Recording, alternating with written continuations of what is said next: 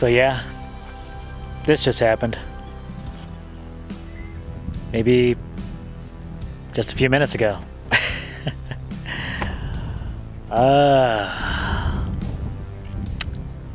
We'll have to talk about that. We're going to talk about that in a bit here. It's a little tough right now. But big changes around here, for sure.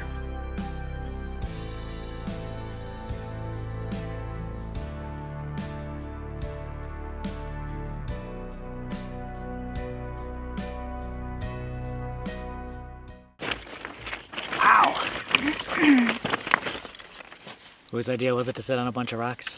Yours. Oh. You're watching the Green Dream Project. Jim here. And Jessica.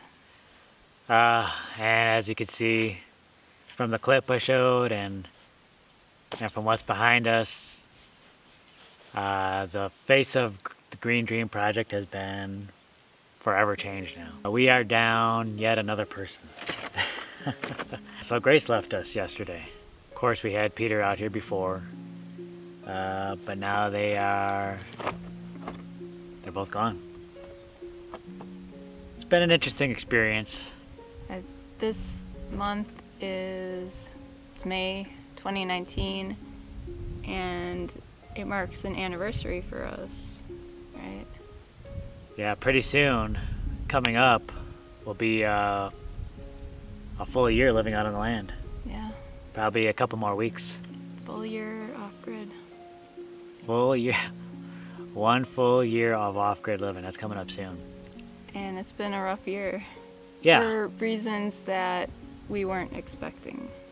Of course, the title of this video is like, did we make a big mistake? And you know, the answer to that is kind of yes and no.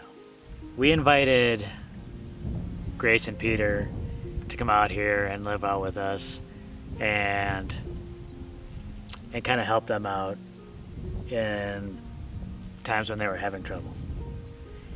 Now, what starting a kind of a lifestyle like this, especially living off-grid, it's full of complications. There's a lot going on. There's a lot to do. There's a lot to have to deal with. And it would have been tough, just the two of us. And you know, the word of advice is always keep things simple, keep things small. And that's exactly what we didn't do. Yeah, it's just more people, more things to think about, just more to deal with, more issues, more challenges. It's definitely crazy. Yeah, it's definitely complicated. It's been a challenge trying to deal with all those moving parts and getting everyone out here and trying to create a livable space. It's definitely cost us a lot more time, a lot more energy, and a lot more money. These are all investments that we put in to try and get people out here to live somewhat comfortably for them. Right. And I don't think we were really prepared for that.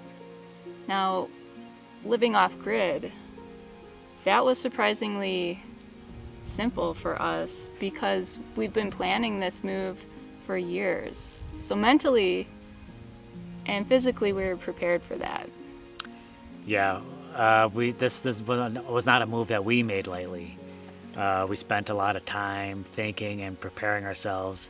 Planning. I mean, and there's only so much planning you can do. There's always complications, but a lot of that is just mentally preparing yourself for such a move like this. And I think one of our big mistakes was inviting people to try and live this type of lifestyle. When they weren't prepared, necessarily. Because it sounds attractive when you first hear about it. And there's a lot more to it. Yeah, and you know, dealing with the harsh realities of maybe having limited resources is a difficult thing, especially when you're living that lifestyle. It's not easy. Pooping in buckets ain't easy, you know what I'm saying? It's definitely a hard lesson to learn, but I think everything happens for a reason. Yeah, so, I mean, if we use the word mistake, really, I don't believe in mistakes. I do think that everything happens for a reason. And, you know, there's a very good reason why everything turned out this way. I mean, I'm sure there are things that we needed to learn from this experience. And, you know, the main reason we brought them out here was to put them in a better position and give them some peace compared to where they were at in their lives at the previous. And maybe that's been accomplished. I hope so. And we can't be upset about that at all. Yeah. You know, if anything good comes from this, if they are in a better situation now than they were back in Wisconsin, then maybe some of that's been worth it. Well, it's a bit of a blow to us. I mean, definitely having to deal with those, it's definitely set us back a bit, time-wise, money-wise. It's definitely sped up some things. So, you know, I think if we can give any advice to people thinking about this kind of lifestyle, is just keep it as simple as possible.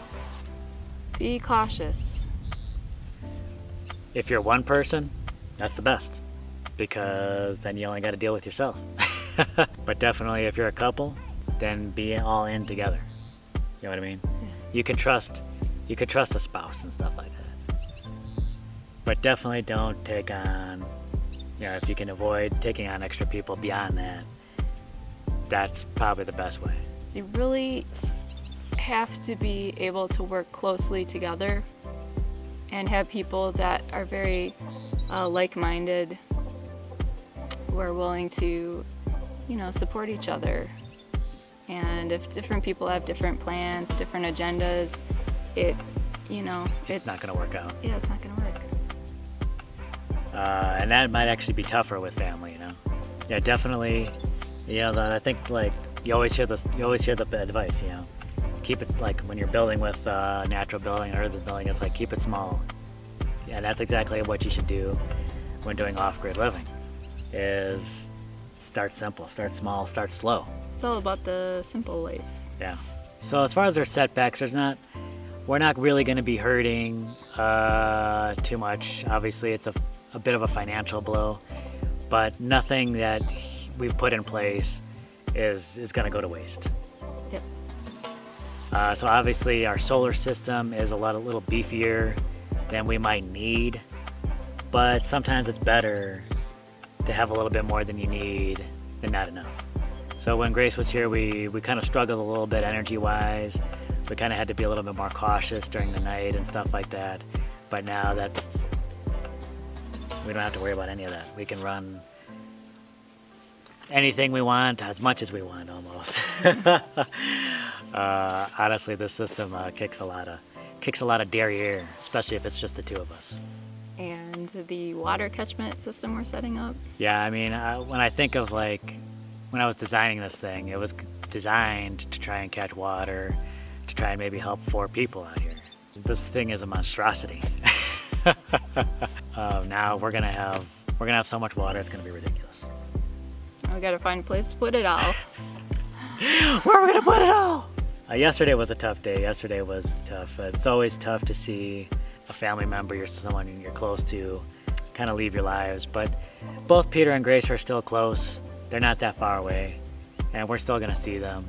It'll be a good time, you know. Hopefully they find out what they're looking for. Mm-hmm. Of course, you know, now it's back down to. I was gonna say it's back down to just the 2 of us, but you know, we still got crew out here, so we still got so it's just the 3 of us. The face of GDP has changed, but it's definitely not. The spirit is the same. The spirit is the same. It's changed. It's just a little different, but our goals are still the same. We're still out here doing the same things, doing the same projects. It's just you know, we can be a little bit more focused now. Just little words of caution, just some things to think about. Homesteading it's a whole set of challenges. It's a difficult thing to do. Anyone doing homesteading knows that. Anyone living off-grid, it's a whole another set of challenges.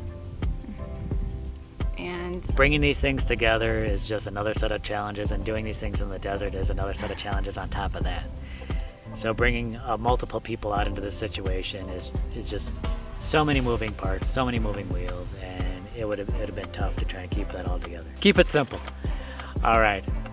Thanks a lot for joining us, everyone. We really appreciate it. Again, you know, we're not looking for, you know, any sympathies. We're not hurting, except, you know, a little bit in our hearts. Just a slightly different direction out here. That's all. All right. Thanks a lot for watching. We really appreciate you stopping by. We'll catch you on the next video.